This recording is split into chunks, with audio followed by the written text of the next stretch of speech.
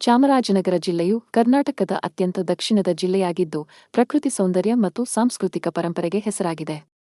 ಇದನ್ನು 1997ರಲ್ಲಿ ಮೈಸೂರು ಜಿಲ್ಲೆಯಿಂದ ಬೇರ್ಪಡಿಸಿ ಹೊಸ ಜಿಲ್ಲೆಯಾಗಿ ಮಾಡಲಾಯಿತು.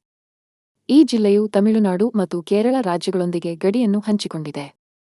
ಚಾಮರಾಜನಗರವು ಅರಣ್ಯ ಮತ್ತು ದೇವಾಲಯಗಳಿಗೆ ಬಹಳ ಪ್ರಸಿದ್ಧವಾಗಿದೆ.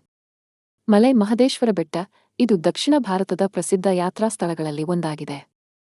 ಬಿಳಿಗಿರಿ ರಂಗನಾಥ ಸ್ವಾಮಿ ಬೆಟ್ಟ, ಇಲ್ಲಿ ಪ್ರಸಿದ್ಧ ರಂಗನಾಥ ಸ್ವಾಮಿ ದೇವಾಲಯವಿದ್ದು, ಇದು ಹುಲಿ ಸಂರಕ್ಷಿತ ಪ್ರದೇಶವೂ ಹೌದು.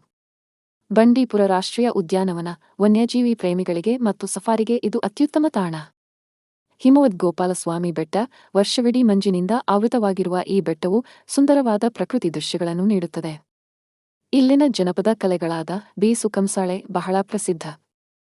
ಕನ್ನಡ ಚಿತ್ರರಂಗದ ದಂತಕತೆ ಡಾ. ರಾಜ್ಕುಮಾರ್ ಅವರ ಜನ್ಮಸ್ಥಳವಾದ ಗಾಜನೂರು ಈ ಜಿಲ್ಲೆಯ ಗಡಿಯ ಸಮೀಪದಲ್ಲಿದೆ.